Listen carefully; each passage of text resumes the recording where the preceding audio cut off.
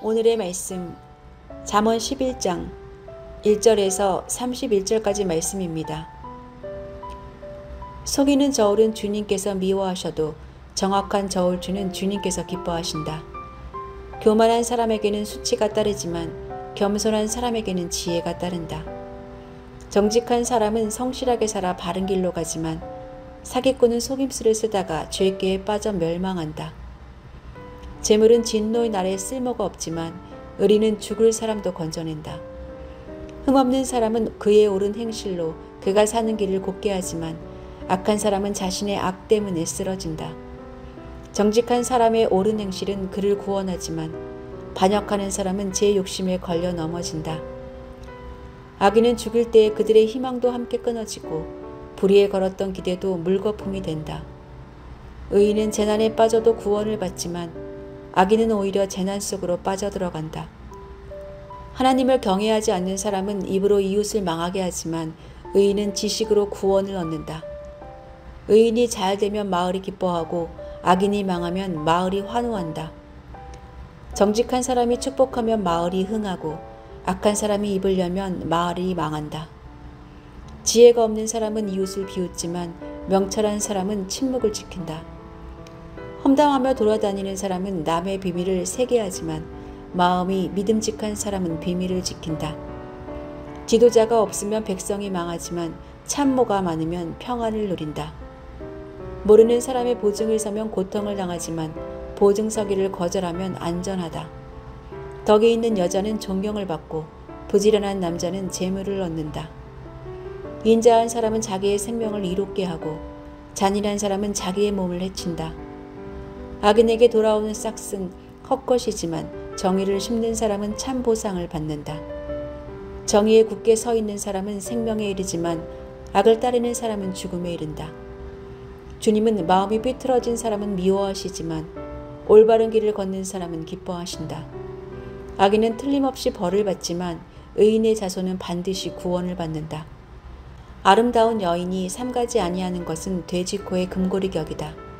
의인이 바라는 것은 좋은 일뿐이지만 악인이 기대할 것은 진노뿐이다.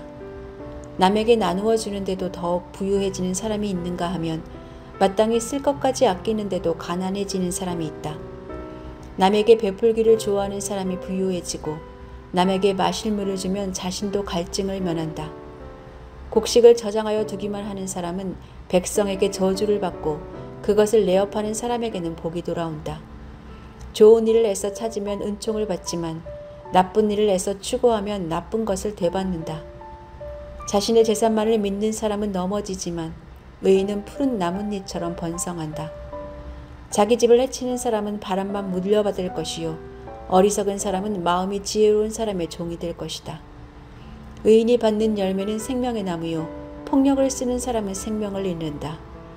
의인이 이 땅에서 한 대로 보상을 받는데 악인과 죄인이 그 값을 치르지 않겠는가.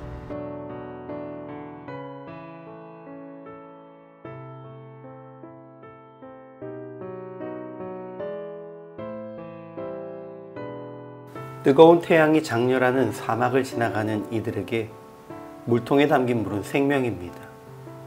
그래서 아무리 목이 말라도 다음 오아시스에 이르기까지 아끼면서 버티는 것이 중요합니다.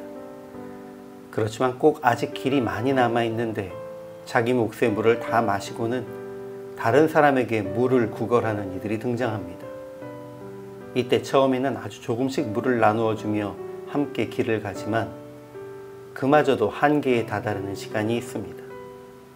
더 이상 물을 나누다가는 나도 이 길을 다 가지 못하고 죽을 수밖에 없는 상황을 마주했을 때 그럼에도 기꺼이 자기 물을 나누어 주는 사람은 진정 선하고 타인의 생명을 아끼는 이들입니다.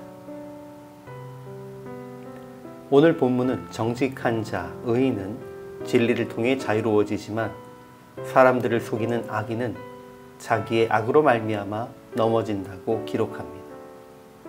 두루다니며 험담하며 남의 비밀이나 말하고 다니는 악인은 자기 입술로 사람을 망하게 하지만 의인은 그 축복으로 성읍을 흥하게 합니다. 자기의 부유함을 의지하는 악인들은 기근에도 곡식을 아끼며 사람을 돕지 않아 저주를 받고 결국 쓰러집니다. 그러나 풍성함에 이르기까지 사람들을 축복하는 이들은 이 땅에서 그 행동의 보상을 받는 의인의 삶을 살게 될 것입니다. 악인의 특징은 자기 주머니만 지키고 주변 사람들을 험담하며 남의 감추고 싶은 일들이나 까발리는 사람들입니다. 반면 의인은 자기의 형편보다는 타인의 어려움에 더 집중하는 이들입니다.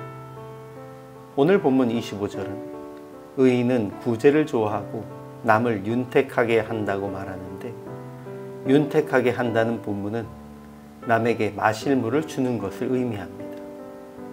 즉 근동의 건조한 사막 기후 속에서 내가 목마른 것을 아랑곳하지 않고 이웃에게 마실 물도 나누어 주는 사람, 내 목숨을 지키기 위해 물을 숨기고 아끼는 것이 아니라 물이 없어 죽어가는 이의 갈증을 면하게 하는 사람입니다.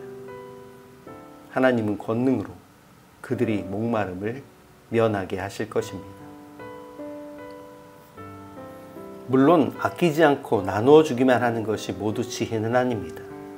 창세기에서 애굽의 총리가 된 요셉은 7년 동안의 풍년 동안 흥청망청하지 않고 여분의 곡식을 차분히 모아 그것을 통해 7년 기근 동안 애굽과 주위 나라의 백성들을 살린 것과 같이 풍성할 때는 오히려 나중을 대비하여 아끼는 것이 지혜입니다. 그러나 어려울 때는 나만 살려고 아끼지 않고 함께 살 수 있도록 나누는 것이 지혜이며 그것을 행하는 이가 의인입니다. 사랑은 참으로 버리는 것이라는 가사로 시작하는 주일학교 찬송처럼 동전 한 입을 움켜쥐면 없어지지만 쓰고 빌려주면 풍성해져 땅 위에 가득 찬다는 원리를 우리 삶 속에 실천함으로 지혜로운 의인의 삶을 살기를 소망합니다.